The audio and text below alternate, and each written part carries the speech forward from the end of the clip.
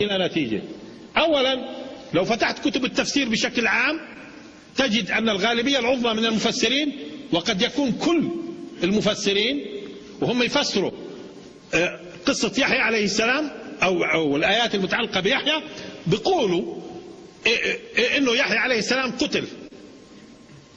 قتل. يكاد المفسرين بيجمعوا. لو جينا سألناهم انتم منين جبتوا انه يحيى عليه السلام قتل، حتى انهم بيزعموا الان انه رأسه موجود في دمشق والبابا بده يجي يزور الرأس هناك.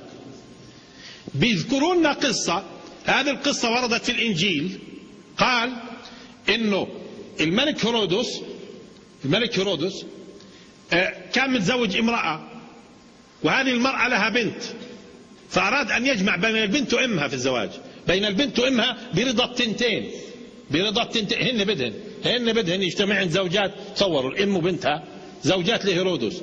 مين اعترض وبين أن هذا يحرم شرعا؟ يحيى عليه السلام. هذه قصة الإنجيل أو القصة الموجودة عند المسيحيين. يحيى عليه السلام أعلن أنه هذا لا يجوز، فمين غضب؟ البنت وأمها. فتآمرن بحيث أنه في يوم من الأيام في مجلس الملك لما سكر الملك قامت البنت سالومي ورقصت أمامه، فطلب منها، قال اطلبي وهو في حالة سكر، وقامت ورقصت أمامه. قالت له أنا بدي رأس يحيى على طست من ذهب، فأمر جنوده بقتل يحيى وأتي برأسه على طست من ذهب. فلما أفاق الملك فيما بعد ندم على فعلته. هذا خلاصة إيش؟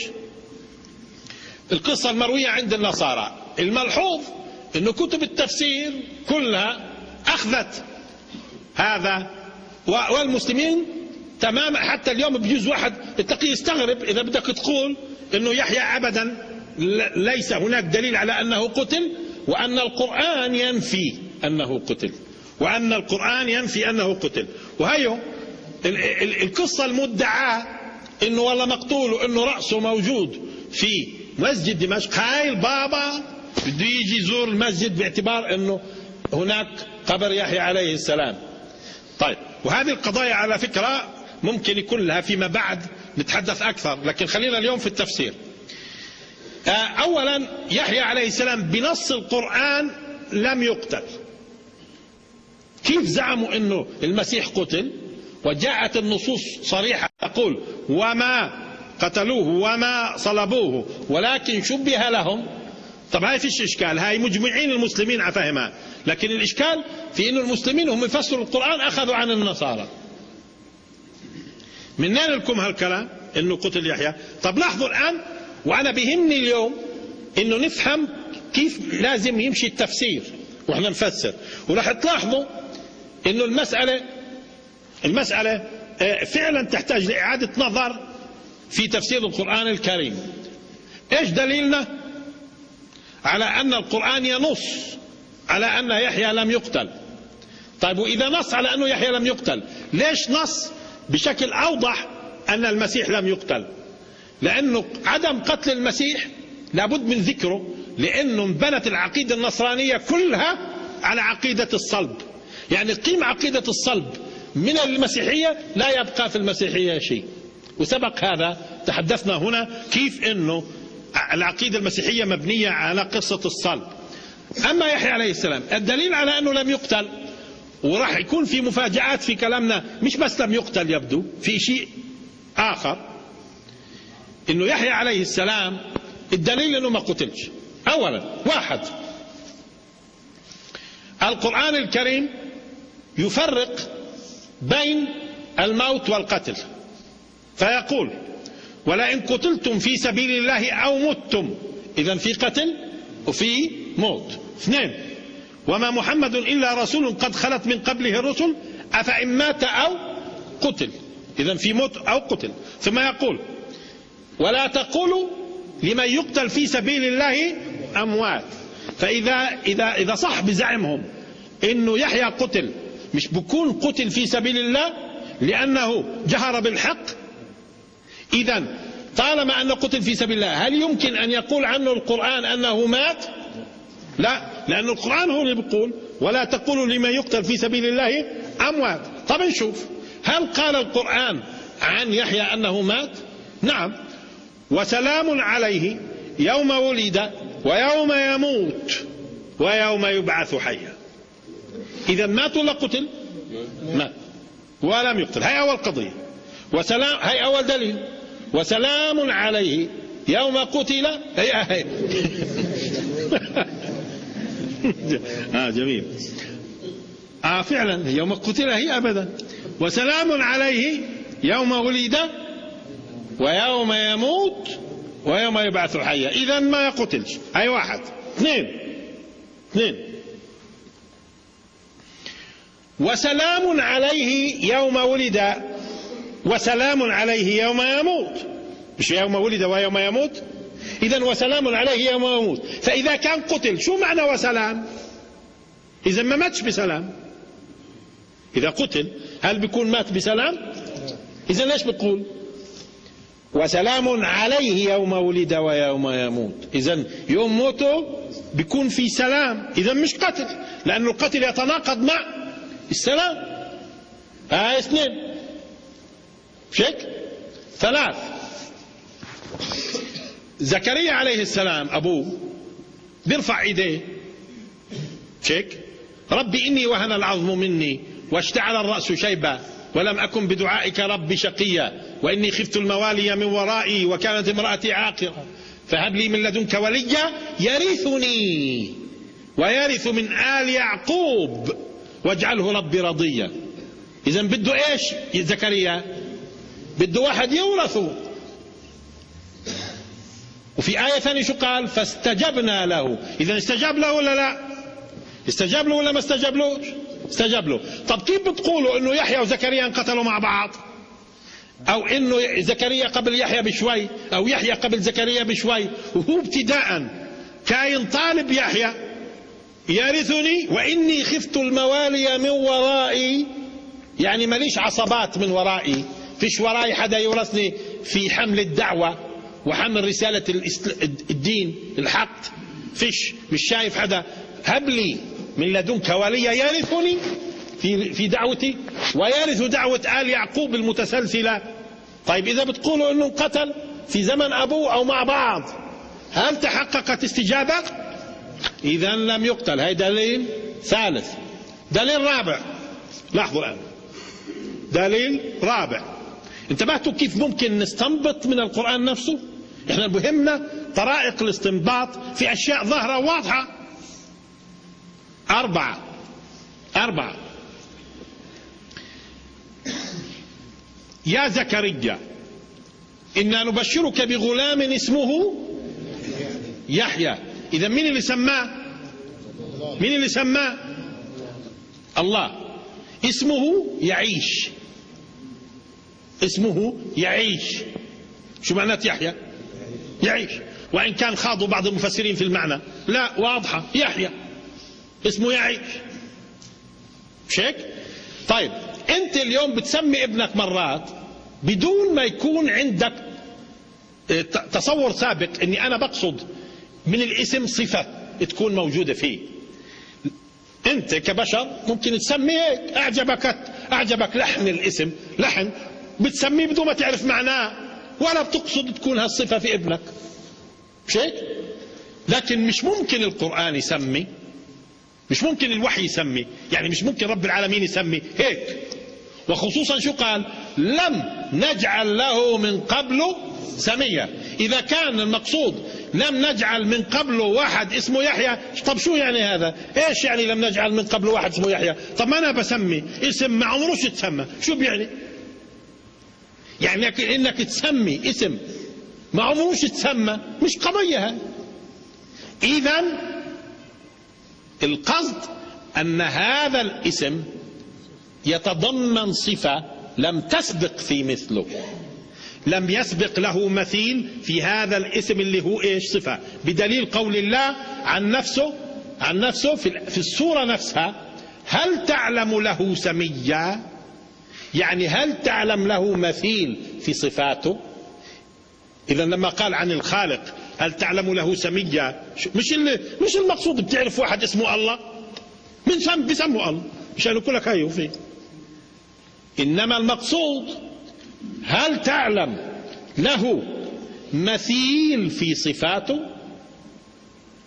نفس الشيء لما قال عن يحيى لم نجعل له من قبل سمي، إذن قبل يحيى عليه السلام منذ آدم حتى يحيى لم يوجد إنسان يحمل هذه الصفة كهذا الرجل اللي هو يحيى. إذن أبرز صفة يجب أن نجدها في يحيى أنه يحيى، أبرز صفة، مش إنه يموت في حياة أبوه.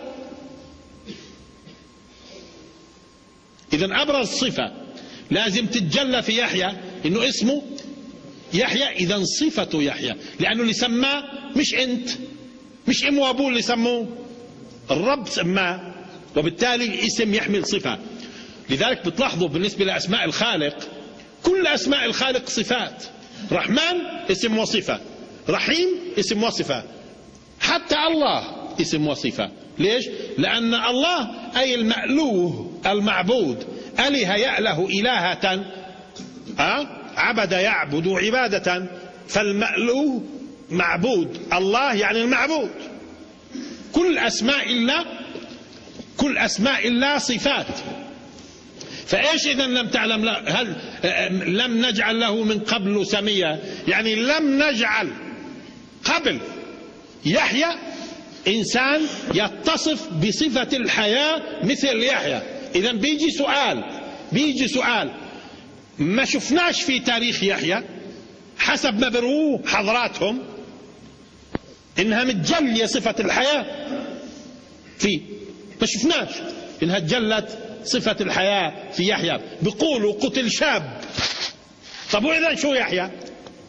هاي الدليل الرابع، بيقولوا إنه قتل شاب. طب قتل شاب إذا شو يحيى يعني؟ هاي الدليل الرابع إنه لم يقتل. وهون نعم مش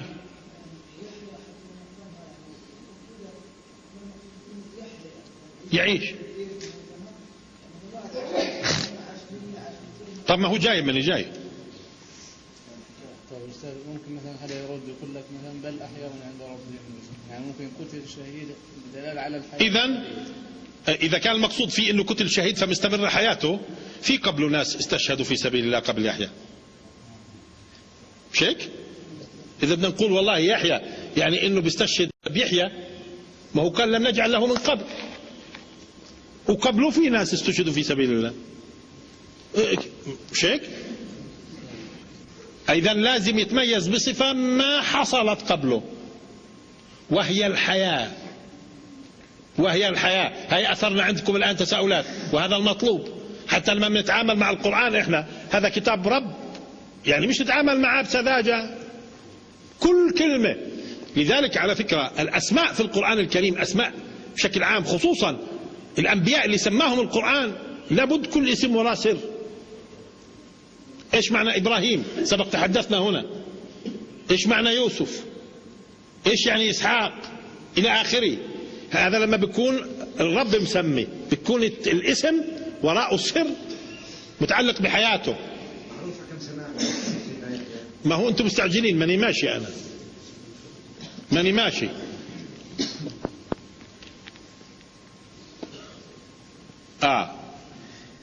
طيب لاحظوا الملفت للانتباه في سورة مريم إنه في تشابه كبير بين قصة يحيى وعيسى عليهما السلام.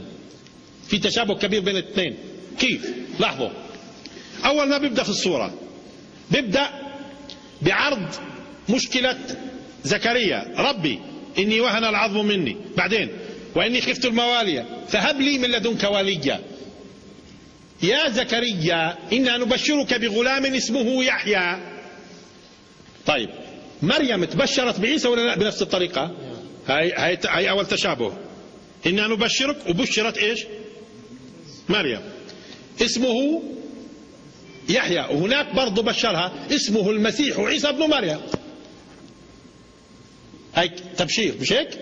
هون بشر زكريا بيحيى،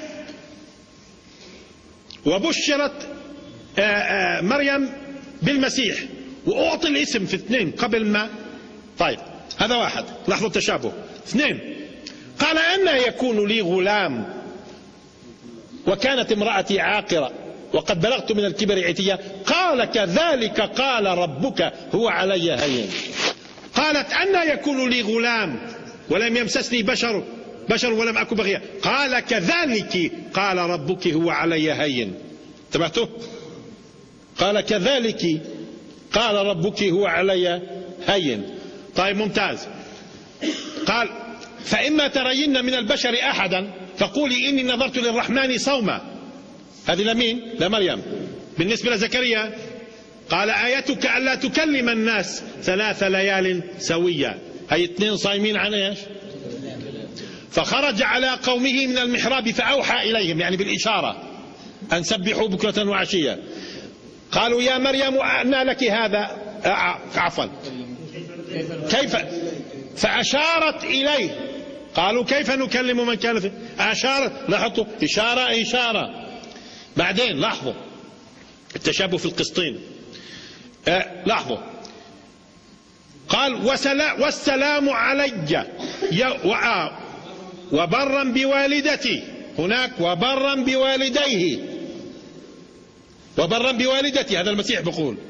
بعدين عن يحيى وبرا بوالديه وبرا بوالدتي ولم يجعلني جبارا شقيا، وبرا بوالديه ولم يكن جبارا عصيا، والسلام علي يوم ولدت ويوم أموت ويوم أبعث حيا. عن يحيى وسلام عليه يوم ولد ويوم يموت ويوم يبعث حيا. طب شو قصتهم؟ ليش هيك؟ وهناك قال وما قتلوه وما صلبوه ولكن شبه لهم. واحنا شو بنقول اليوم؟ ما قتلوهوش، هاي القرآن. ما قتلوهوش، هاي القرآن. ماشي لحد الآن؟ طيب ممتاز. طبعا في أمور بالتشابه أكثر، بس بدناش نطلع عليكم مشان نضل ماشيين، لأنكم صرتوا تسألوا بينكم وبين أنفسكم طب بتقول يحيى ما هو قديش عاش؟ طيب نعم يا عماد. طبعا 2 سماهم، قلنا وبشرهم نبشرك بغلام اسمه يحيى. وبشر المريم شو قال لها؟ اسمه المسيح عيسى ابن مريم. اسمه. وحتى شو معنات مريم على فكرة؟ شو يعني مريم؟ مش هيك؟ ربي إني وضعتها أنثى، وطبعا والله أعلم بما وضعت وليس الذكر، وإني سميتها مريم، يعني سميتها زي ما قلت لي مريم. طب شو يعني مريم؟ نمركم نظلنا مارقين. طيب المهم نظلنا كنت بلاش في مريم، خلينا في يحيى عليه السلام. طب شوفوا الآن المسيح عليه السلام مشهور قال أنه رسول السلام، رسول السلام. ولحد الآن بيقولوا المسيحيين إنه قال من ضربك على وجهك الأيمن فأدر له الأيسر ومن نازعك ثوبك فدعه له. يعني هل اتهم المسيح في يوم من الأيام إنه جبار؟ اتهم؟ لا. طب ليش قال ولم يجعلني جبارا شقيا؟ عجيب، فيش إلا هذول 2، يحيى عليه السلام والمسيح. طب المسيح ما حدا متهمه أصلا، ولحد اليوم ما حدا اتهمه إنه جبار، بالعكس بيقولوا عنه رسول السلام. بعدين عمركم شفتوا واحد بيمتدحوه بيقولوا فلان بسرقش؟ بيقولوا عنه أمين ولا بيقولوا بسرقش؟ أمين. طيب فلان بقول فلان مش قاسي القلب، هذا مش مدح تقول فلان مش قاسي القلب، قول فلان رقيق القلب. مش هيك؟ بتقول فلان مش قاتل، شو فلان مش قاتل؟ هاي مدح، فلان مش قاتل. طب كيف بمدح إذا المسيح وبقول المسيح ولم يجعلني جبارا، وهناك ولم يكن جبار؟ هذا مش مدح، لم يكن جبار. مو كتير ناس مش جبارين. هذا مش مدح انه مش جبار، هذه مش صيغ مدح، لانه صيغ المدح معروفه، رؤوف، رحيم بالناس، كريم، اما مش بخيل. فلان مش بخيل، هيك تمدح الناس بتقول فلان مش بخيل؟ قول فلان كريم، اما مش بخيل، لانه اللي مش بخيل على فكره مش معناته كريم. اللي مش بخيل يعني كريم؟ مش بخيل يعني على الحفه يعني خلاص شوي ببخل. اللي مش بخيل على الحفه. كيف فلان؟ والله مش بخيل يعني. طب انت بدك تمدحه؟ هذا مش مدح. المدح بتقول كريم، كريم. طب ليش بقول عنه مش جبار؟ عن مين بقول؟ عن يحيى وعيسى عليهما السلام. وعلى فكرة عيسى عليه السلام من أول يوم لما نطق في المهد، من أول يوم لما نطق في المهد أجا وصف لك حياته بالكامل ورد على كل الادعاءات المستقبلية، رد على كل الادعاءات المستقبلية. لأنه في المهد شو قال؟ قال إني عبد الله. ليش؟ لأنهم راح يقولوا عنه إله. هي أول رد. قال إني عبد الله. اثنين، آتاني الكتاب وجعلني نبي. إذا أنا مجرد نبي، مش زي ما بيقولوا إله. وجعلني مباركا أينما كنت وأوصاني بالصلاة والزكاة ما دمت حيا. إذا ما دمت حيا يعني بموت. وبعدين أوصاني بالصلاة والزكاة، إذا أنا بصلي لمين؟ معناته مش إله زي ما بتقولوا. وأوصاني بالصلاة والزكاة ما دمت حيا وبرا بوالدتي. إذا فيش إلي والد، لأن هناك برا بوالديه، هون بورد إذا أمي صادقة، والدتي فيش والد، وبرا بوالدتي ولم يجعلني. إذا هذه التهمة الأخيرة، لأنه كلهن تهم كانن. طب وهذه معناته تهمة إنه راح يتهم المسيح أنه جبار. وبما إنه لحد الآن لم يتهم، هذا معناته التهمة قادمة. وين قادمة تهمة المسيح أنه جبار؟ ورد بالأحاديث المتواترة مش الصحيحة أن المسيح عليه السلام ينزل إلى الأرض، وفي أواخر عهد المهدي ينزل إلى الأرض، وهذا يؤمن به كل الأديان، بس كل واحد بفسر على طريقته إنه في نزول للمسيح. المسيحية بيؤمنوا بنزوله، واليهود بيؤمنوا بنزول واحد بس فاهمينه بطريقة مختلفة. ونحن نؤمن بنزول المسيح. المسيح بينزل وبيحكم 40 سنة، بيحكم الأرض. ورد بالأحاديث الصحيحة الكثيرة أنه يحكم الأرض 40 سنة. لما بيحكم الأرض وبينزل، افهموها، بيجي بيقول لهم اسمعوا، غير الإسلام ما فيش، بس الإسلام. لذلك بيلغي الجزية. بيقولوا له ندفع جزية، طيب ظلنا على أدياننا، ممنوع، بس الإسلام. هون طب يا رسول الله، محمد صلى الله عليه وسلم كان يسمح بالمسيحية ويسمح باليهودية ويسمح بالبوذية ويسمح ويأخذ الجزية، بس يا عمي انت هذا جبروت، يعني هذا جبر، هذا تجبر. وبصيروا يتصلوا على النبي وقتها ويقولوا اللهم صل على محمد. كان يقبل منا الجزية، وهذا هذا جبروت. إذن القرآن من أول يوم أنطق المسيح، لاحظوا، ليرد على الادعاءات راح تكون في حقه. وأنو آخر ادعاء جاي في النصوص؟ أنو آخر ادعاء؟ ولم يجعلني جبارا شقيا. كل أفعالي اللي بظنوها إنها أفعال شقي نتيجة إنه بده يفرض عليهم ويسيطر بالحكم. واللي كانوا يقولوا له يقولوا عنك نبي السلام، أثرته في شلال الحرب، لأنه من أول ما بيجي بيقتل الدجال زعيم اليهود. يعني من أول ما بيجي بيقتل زعيم اليهود، من أول ما بيجي. شو هالجبروت؟ خلص ما فيش إلا الإسلام، بس الإسلام جبار. ولم يجعلني جبارا شقيا. إذا كل مآلات أفعالي هي خير مش شقاء، زي ما راح يزعم.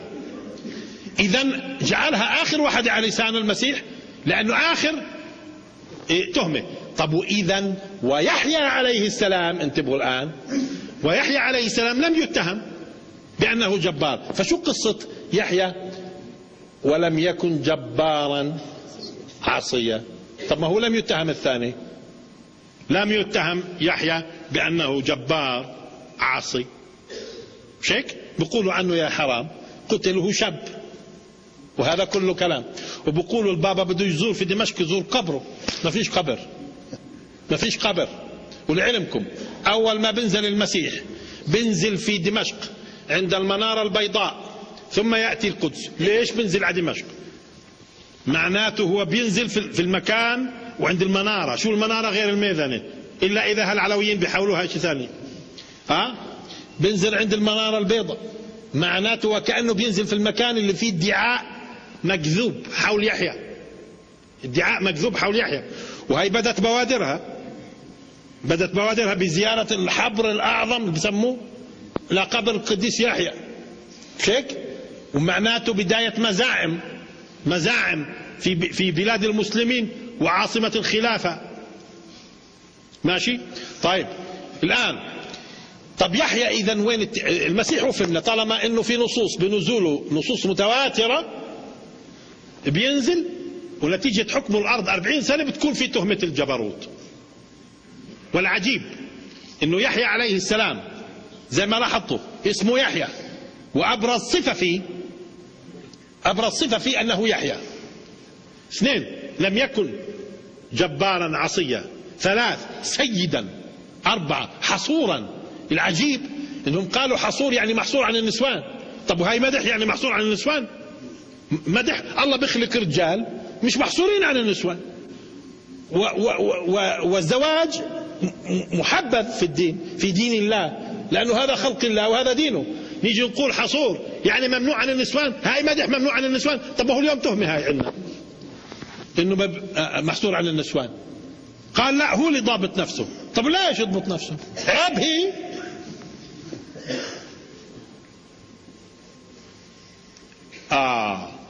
سيدا. طب وين السيد؟ في حياته ما سدش. حصور.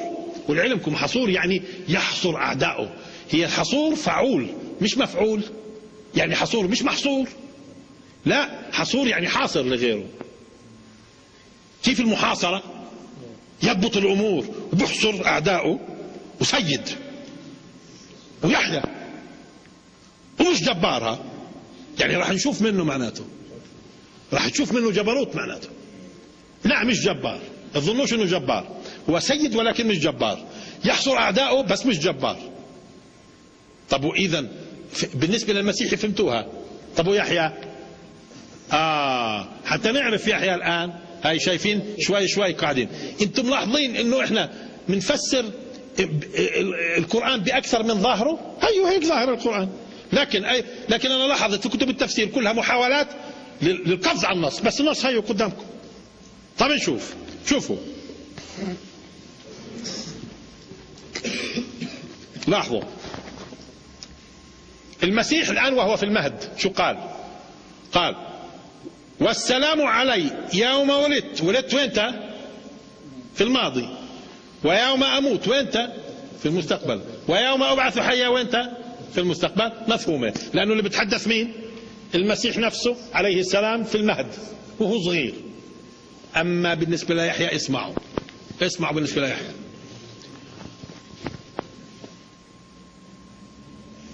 فخرج على قومه من المحراب فأوحى إليهم أن سبحوا بكرة وعشية يا يحيى خذ الكتاب. انتهى زكريا الآن الكلام عن زكريا، انتهى الكلام عن زكريا ودخلنا بمين؟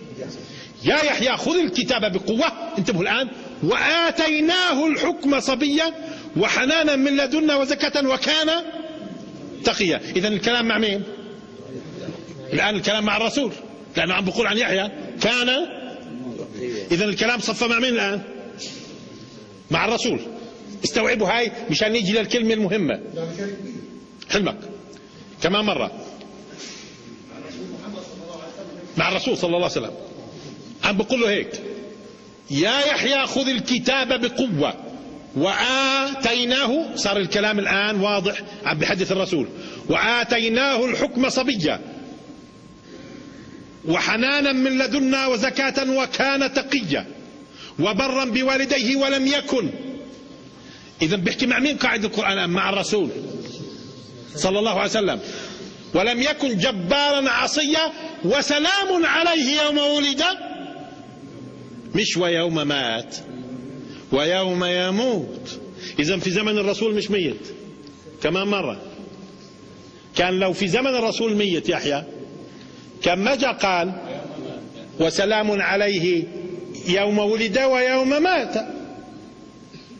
قال له لا، وسلام عليه يوم ولد ويوم يموت، لأنه أبرز صفة في يحيى يجب أن تتجلى هي الحياة. ويوم يبعث حيا. هون الآن بإمكاننا، معناته لاحظوا، معناته اثنين هذول عيسى ويحيى سيبقوا موجودين أحياء لقبل القيامة كعلامات من علامات القيامة. لذلك قلت لنفسي بعد ما وصلنا لهذا الكلام في مركز نون، قلت بدي أرجع، خلينا نرجع لا حديث الإسراء والمعراج، لما الرسول صعد ورأى في كل سماء نبي، في كل سماء نبي، وإذا كل السماوات السبع كل سماء فيها نبي ما عدا السماء الثانية فيها اثنين، يحيى وعيسى، يحيى وعيسى مع بعض. كل سماء في الأحاديث الصحيحة اللي ذكرت الإسراء والمعراج، الرسول صلى الله عليه وسلم لما التقى في كل سماء بواحد، في سماء ثانية التقى بيحيى وعيسى مع بعض. إذن على ما يبدو أن يحيى قد رفع، حاولوا يقتلوه فرفع، كما حاولوا يقتلوا المسيح فرفع والتقوا هناك، لأن القرآن قصتهم وحدت. إذا بتلاحظوا وحد القصة في اثنين. الآن قلت لنفسي طب بدي أشوف الأناجيل. أول ما رجعت بعد ما تم التوصل لمثل هذا الكلام، قلت لنفسي بدي أشوف الأناجيل. الأناجيل، وإذا أول ما بدأت في إنجيل برنابا اللي بيقولوا المسلمين إنه إنجيل صحيح وغير محرف، بسموه إنجيل برنابا. لما رجعت لإنجيل برنابا وإذا المسيح بقول لأتباعه إنه قبل اليوم الآخر أنزل، أنا سأنزل، بقول لهم إنه راح أنزل أنا وإيليا وأخنوخا، ثلاث، بدهم ينزلوا ثلاث.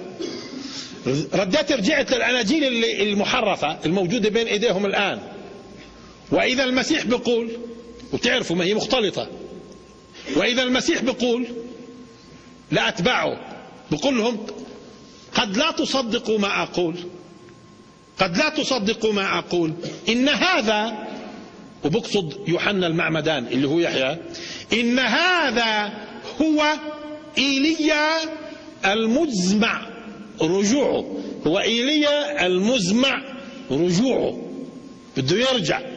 ولفت انتباهي إنه بالأناجيل بشكل عام في نزول لثلاث مش لاثنين مش لواحد، ثلاثة اللي بينزلوا. واحد، لاحظوا إن هذا، وبيقصد مين؟ يحيى، أن هذا هو إيليا المزمع رجوعه. طيب ممتاز. الآن القرآن نص على رفع اثنين، رفع المسيح بل رفعه الله إليه، ورفع إدريس ورفعناه مكانا عليا. مع أنه رفع إدريس قد يكون فيها جدال، أنه معنى رفعناه مكانا عليا رفعنا منزلته، بجوز مش رفعه للسماء، ولكن أكثر المفسرين على أنه إدريس رفع مكانا عليا أي إلى السماء كالمسيح. هاي اثنين. ويبدو أنه من أسرار استمرار حياة يحيى أنه هو أيضا يرفع. فلما قال لم نجعل له من قبل، لأنه في واحد بعده زيه اللي هو مين؟ عيسى. كما مرة لم نجعل له من قبل، لأنه يحيى أكبر من عيسى عليه السلام. لم نجعل له من قبل، كأنه بده إذا قلت طب ما هي عيسى، يقول لك عيسى عليه السلام هذا إيش؟ من بعد. فلم نجعل له من قبل إنسان فيه هذه الصفة، صفة الحياة المستمرة. يحيى. طب ما احنا عارفين انه المسيح بينزل، وبالتالي التهمة انه بعد ما يحكم بقول لم يكن جبار. فما قصة يحيى لم يكن جبار؟ اولا خلينا نلفت انتباهكم انه عملية الرفع لما بيرفع رسول ما بيموتش. معنى الرفع تأجيل الوظيفة، لأنه إذا انتهت وظيفته بيموت. لكن ما انتهتش، أيوة نرفعه عبين ما ترد تيجي وظيفته تكتمل بنزله. ولذلك لما رفع المسيح معناته لابد ينزل. طب رفع إدريس، إذا إدريس رفع لابد ينزل معناته، لأنه الرفع إلا إذا كان رفعناه مكانا عليا يعني رفعت مكانته. الآن بضل يحيى على ضوء الكلام كل اللي قلناه، لأنه من أول ما قلت هاي بعضكم قال قديش عاش لأنه استشكل الموضوع. هنا إيش أخنوخا وإيليا اللي هم بدهم ينزلوا هذول؟ أولا أخنوخا عند المفسرين إدريس، عند المفسرين عندنا أخنوخا إدريس. طب وإيليا هذه على فكرة الآن إيليا عم نبحث فيها قاعدين في اللغات السامية شو بتعني ليش. أعطيكم فكرة. إيل الرب الإله، إسر إيل ميثاق الرب، مش زي ما بيقولوا اليهود في تفسير إسرائيل.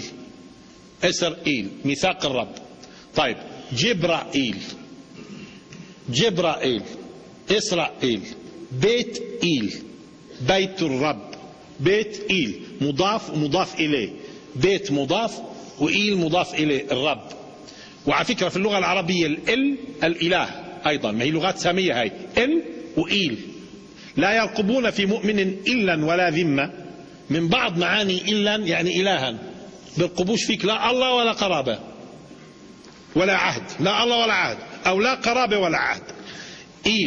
بيت إيل مضاف ومضاف إليه. لكن لاحظوا إيليا إيش إيليا على ما يبدو. أولا خليني ألفت انتباهكم إنه في عندنا نبي اسمه إلياس. إذا إلياس في حقيقته إلياس.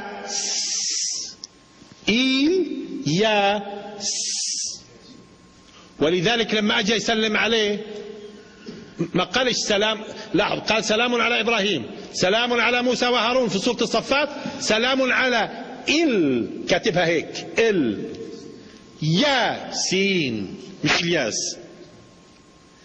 لما تحدث عن إلياس شو قال؟ سلام على كتبها لحالها مكتوبة في المصحف العالم في سورة الصفات، سلام على ياسين. وسورة الصفات هي السورة 37، وإذا بتتذكروا السورة 36 فهي سورة ياسين سورة 36، والسورة 37 اللي فيها سلام على ياسين. طيب ممتاز. نشوف مين هو الياس. الياس عليه السلام لما بتقرأ في القرآن الكريم بتجد انه حارب عبادة البعل. أتدعون بعلا وتذرون أحسن الخالقين، الله ربكم ورب آبائكم الأولين. إذن هو قاوم عبادة مين؟ البعل. ونجد عند اليهود في العهد القديم إنه في نبي اسمه إيليا قاوم عبادة البعل، في نبي اسمه إيليا قاوم عبادة البعل. وفي القرآن الكريم في نبي اسمه إيلياس قاوم عبادة البعل بالنص الصريح، أتدعون بعلا وتذرون أحسن الخالقين. اسمه إيليا هذا الوحيد في العهد القديم يعني في التوراة وملحقاتها، هو الوحيد اللي رفع إلى السماء. أجت عاصفة نارية بقولوا وأخذته للسماء. مين اللي رفع عند اليهود؟ اللي رفع نبي واحد اسمه إيليا، اللي هو الياس اللي قاوم عبادة البعل رفع. طب ما رأيكم انه إلياس هو إدريس؟ هاي بدنا نخبص نشوف. ما رأيكم انه إلياس هو إدريس اللي رفع؟ بتقولوا لي كيف إلياس هو إدريس؟ بقول لكم اسمعوا. يعقوب هو إسرائيل، يونس هو ذو النون، محمد هو أحمد، لاحظوا إلياس هو إدريس. طب الدليل؟ أولا لو فتحت مثلا تفسير القاسمي، وهذا من المفسرين في القرن العشرين اللي باعهم طويل من علماء دمشق، لو فتحت تفسير القاسمي محاسن التأويل وهو يتكلم عن إلياس، شو بقول لك؟ وهو إدريس، وبضل ماشي، يعني بيعتبرها بدهيات، وهو إدريس، إلياس وهو إدريس، وبضل ماشي. بعدين على إيش اعتمدوا؟ اعتمدوا على قراءة لابن مسعود، لأنه ابن مسعود قرأ الآية في الصافات، والحديث صحيح عن ابن مسعود أن ابن مسعود رضي الله تعالى عنه، ويبدو أنه ماخذها قراءة عن الرسول والقراءة تفسيرية، قرأ ابن مسعود سلام على إن إدريس لمن المرسلين سلام على إدراسين، نفس الآية قرأها، إن إلياس بعدين سلام على إلياسين، إن إدريس إن إدراسين. الآن ولذلك لم يجتمع في القرآن الكريم إدريس والياس في سورة واحدة، ما اجتمعوش في سورة واحدة. ولذلك زي ما لاحظوا يعقوب اسم وإسرائيل صفة، ويونس اسم وذو النون صفة، ولاحظوا وإدريس اسم وإلياس صفة. ما معنى هذه الصفة الآن؟ إلياس، إيليا، وبعدين في اس وتجمع إلياسين. لاحظوا الآن بدينا ندخل في أسرار. الآن هذا الكلام بيجي في وقت ثاني يبدو قديش ضايل؟ طب شوي بس نعملها خاتمة شوي. لاحظوا بضل بدهم ينزلوا ثلاث، عيسى وإدريس وإيليا. طب ما هو إيليا قال عنه المسيح لأتباعه قد تعجبون لما أقول إن هذا، يعني يوحنا المعمدان ويحيى، هو إيليا المزمع رجوعه. معناته إيليا مش مجرد اسم، هو عبارة عن صفة لابد نعرف معناها، ممكن تنطبق على أكثر من واحد، وبالتالي هذا ممكن يفسر لنا شو معنات ياسين، ولماذا انتهت ياسين في آخر إشي وإليه ترجعون، ثم دخلنا في الصفات، وبعدين جاء الكلام عن إلياس الذي هو إدريس والذي رفع، فصار معروف اثنين مرفوعين، إلياس اللي هو إدريس وعيسى. وهينا قاعدين بنقول يبدو أنه يحيى مرفوع، هذول الثلاث بينزلوا، فلذلك يبدو أن يحيى عندما ينزل سيكون مقدمة للمسيح، وهذه المقدمة يكون في نوع من القوة والسيادة وحصر أعدائه، فيتهم بالجبروت. ولم يكن جبارا. ليش بتقول ولم يكن بالماضي؟ لأن المسيح قال ولم يجعلني، لأنه ابتداء من أصل الخلق أنا مش جبار. يعني بعض الناس يجي يقول طب هيو بيقول ولم يكن في الماضي، لا، لأنه المسيح أيضا وهو في المهد شو قال؟ ولم يجعلني، وهذا فعل ماضي، جبار، لأنه ابتداء الجبار يبدو بينشأ معه وهو لا يزال جنين. الإنسان يبدو من صغره بتعرفه جبار ولا لا، لذلك ولم يكن جبارا، وبالتالي ما كانش مش راح يكون، ولم يجعلني مش راح أكون جبار. فمعناته يبدو أنه في سر يجب أن نبحث عنه في مقدمة من مقدمات المسيح، اسمه يحيى، يكون له دور في الأرض، يحكم، يتهم بالجبروت. إحنا إذا بتلاحظوا ما عملناش ولا إشي في التفسير، أخذنا الآيات على ظاهرها بس. فمن هو يحيى وشو قصته؟ بتصيروا تفكروا عادي انتم بعدين.